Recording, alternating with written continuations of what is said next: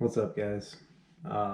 Making a video about duty, but first, I've started setting up my home office, which does not really include a computer setup yet. So, for now, we're just going to be going for it without making a bunch of edits. So, duty. Um, what it looks like is something different throughout the course of a career or at different specific sort of points. So I'll kind of try and walk you through junior enlisted person and what duty kind of looks like at that point, all the way into sort of junior officer ranks and try and make a little bit of sense. So the first thing you're probably going to ever see is a bunch of junior enlisted guys standing what they call Firewatch. This is typically someone E1 to E4 range. It's going to have varying time lengths for like a shift. Average probably around 2 hours. It can be a lot longer or a lot shorter. It's really command specific, mission specific, just dictated by everything else going on. So, your typical period of Firewatch will be when everyone's sleeping, someone or some people, typically about two, say you have a buddy pair system going on, will stay awake and keep each other awake and sort of just able to watch everything that's going on. Now, why they're doing that, it's to help them prepare for a deployment setting. Part of it's also a tradition, like, oh, we've always done it this way.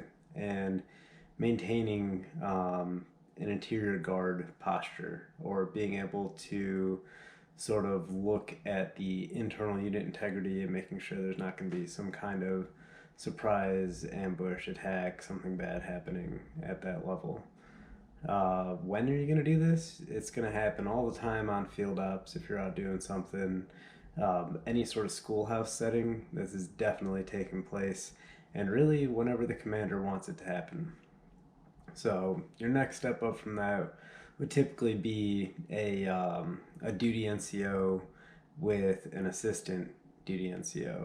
So you're looking at one non-commissioned officer, so a corporal or sergeant, and a junior marine, so typically E1 to E3 or private through lance corporal, and they're going to be in a buddy pair.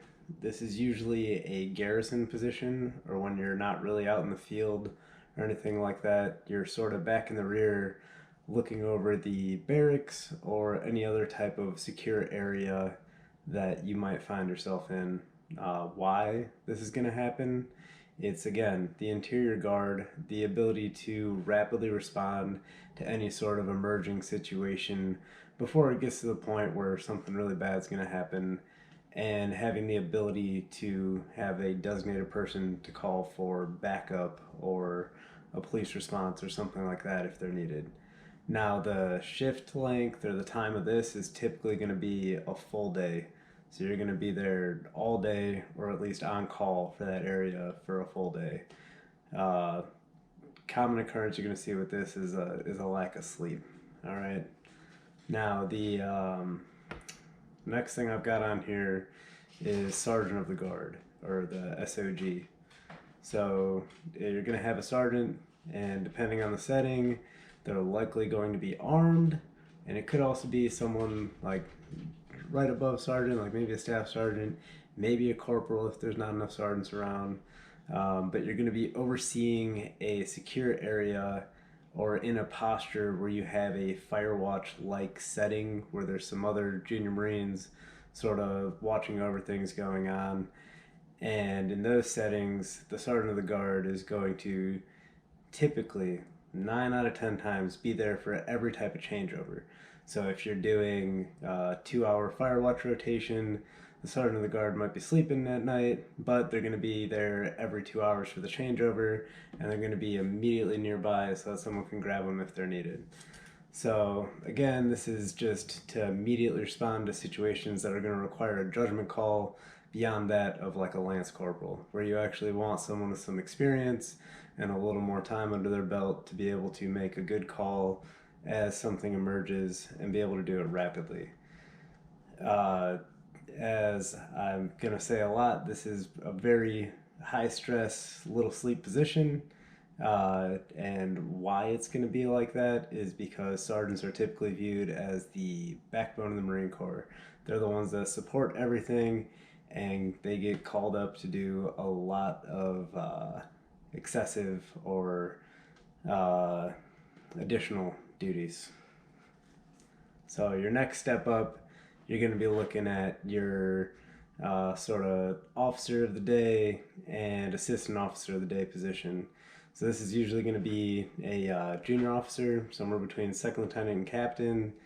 Uh, I mean, you're going to catch warrant officers that have to stand officer of the day as well, and they're going to be paired up with a typically a junior staff NCO, so like a staff sergeant and a gunny, or maybe even very unfortunate master sergeant if they get someone the wrong way. No, I'm kidding. It's typically usually a staff sergeant or a gunny. So this is one of those things where it's going to be a 24-hour shift. Um, Depending on where you are, the OOD will typically be armed, and they're going to work together with the AOD, or the assistant officer of the day, and they're going to perform different security checks throughout places like the barracks, any kind of vaults. They're going to patrol every type of unit level area. So whether it's like buildings and facilities, or sort of a an area that you're established in, their job is going to be to sort of maintain good order and discipline in that area, right? So this is another one of those unit level interior guard positions. Um, they're gonna be the most senior person in the middle of the night is going to be the OD and AOD. So they're going to be the ones who are sort of making the judgment call of what to do, and if there's something that's required to get a hold of or wake up the commanding officer, the executive officer, like, hey, did someone die? Did someone go missing? Something like that.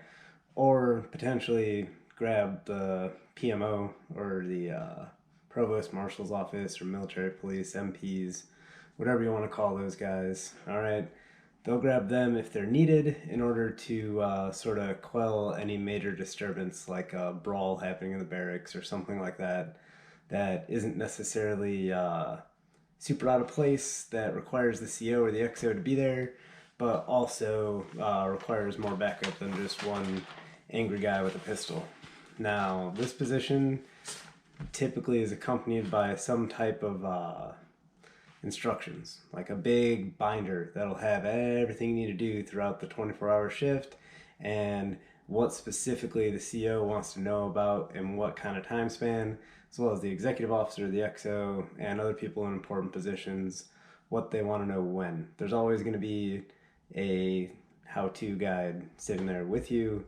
It's not really going to be, fly by the seat of your pants and do your best. But yeah, in that binder, you're going to see all the common things. Like if someone's having suicidal thoughts, if there's people in the barracks, like fighting each other, you name it, it's going to be in that little binder. So I actually spent so much time on OOD that start to drive me a little nuts. Like I'd be on it Christmas Eve, from 8 in the morning Christmas Eve till 8 in the morning Christmas Day, and not be there to watch my kids unwrap presents, stuff like that. It's just a position that's crucial, kind of critical. You need someone there, but at the same time, it's not fun for anybody. And why you need someone there? It's so that way the CO can actually go home and be able to sleep at night, not worrying about if the place is going to burn down or something terrible is going to happen. So, yeah, at different points in your career, or if you're not a military guy and you're just wondering what the heck duty is, it's going to be an experience. There's a common trend of a lack of sleep and trying to maintain some type of vigilance, being aware of everything going around, even though you'll encounter some extreme boredom, and you'll have this sort of existential crisis of if I divide my salary by 24 hours, am I really being paid enough for this? Is this what my life has amounted to? There's a lot of questions that you'll ask yourself on a shift to duty.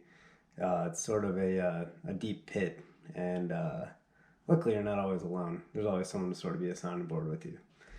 But yeah, it took me a while to make this one just because I've been well, just shying away from a lot of military themed things, trying to refigure out my civilian side of my life.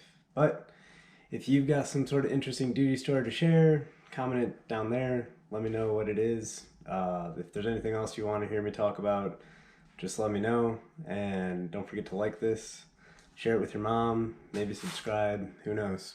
I do plan on getting some video editing software soon and actually making some exciting videos, not just me talking at the camera without the ability to edit what I'm saying. And yeah, hopefully I get this place picked up a little more. There's a lot of stuff on the floor right now. And I'll be able to make some fun, informative videos for you guys. All right, bye.